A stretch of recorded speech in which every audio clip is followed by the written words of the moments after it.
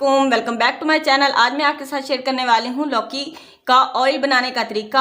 Basically इसको हम रोगने कद्दू भी बोलते हैं। रोगने कद्दू का सबसे बड़ा जो फायदा वो ये है कि आप अगर गर्मियों में आप किसी भी टेंशन में हैं या फिर आपका सर बहुत ज़्यादा भारी हो जाता है या गर्मियों में आप धूप में निकलते हैं तो आपकी जो बॉडी है बहुत ज़्यादा हीट पकड़ जाती है और आप अपने आप को रिलैक्स करना चाहते हैं तो फिर ये रोगने कद्दू जो है आपके लिए बहुत ही फायदेमंद होने वाला है, क्योंकि आप इसका थोड़ा सा ऑयल लेके अपने बालों पर मसाज करती हैं तो आपके जो सर की टेंशन है वो भी बिल्कुल खत्म हो जाएगी और आप अपने आप को बहुत ज़्यादा रिलैक्स और फ्रेश फील करेंगे। और दूसरा सबसे बड़ा जो इसका फ़ायदा ये है कि अगर आपके बालों की ग्रोथ नहीं हो रही या फिर आपके बालों की ग्रोथ आप बहुत ज़्यादा झाड़ रहे हैं या गिर रहे हैं, उस पर भी ये बहुत ही कमाल का वर्क करता है और आपके बाल की खूबसूरती को भी डबल कर। सबसे पहले आपको कोई भी इस तरह का फ्रेश लौकी लेना है। लौकी ऑयल के हम इस तरह से इसको दरमियान से कट करेंगे और हम इसको छोटे छोटे बिल्कुल छोटे छोटे पीसेस में कट करेंगे।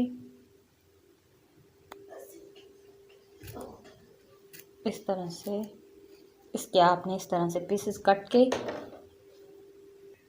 आप आधा किलो भी ले सकते हैं। मैंने आधा किलो लौकी लिया है और इसको आप जितना बनाना चाहें उस हिसाब से लौकी कम या ज़्यादा कर सकते हैं, लेकिन आधा किलो से ज़्यादा ही होना चाहिए। कम का अगर लेंगे तो ऑयल नहीं निकलेगा हैं। तो चलिए आप देखते हैं कि इसको बनाना कैसे। इसको बनाने का तरीका थोड़ा सा यूनिक है और सिंपल सा है, ज़रूर देखिएगा। इसको तैयार करने के लिए सबसे पहले जो आपको बर्तन चाहिए होगा वो है मिट्टी की हांडिया।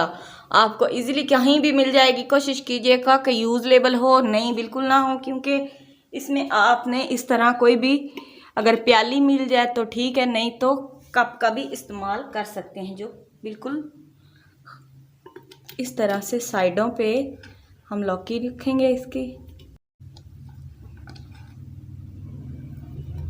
कप की साइडों पे इस तरह से लौकी को फैला देंगे।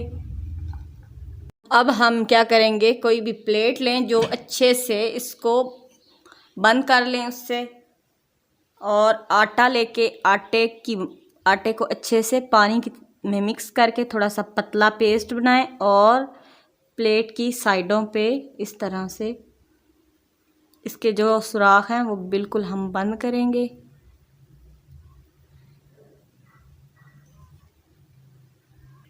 जब आप इस तरह से इसके सारे कोने कवर करके इसको छोड़ दें, याद रहे कि कोने अच्छे से कवर होने चाहिए, बिल्कुल जो इसकी हबस है वो बाहर नहीं निकलनी चाहिए। इसकी हमने सांस बिल्कुल बंद करनी है।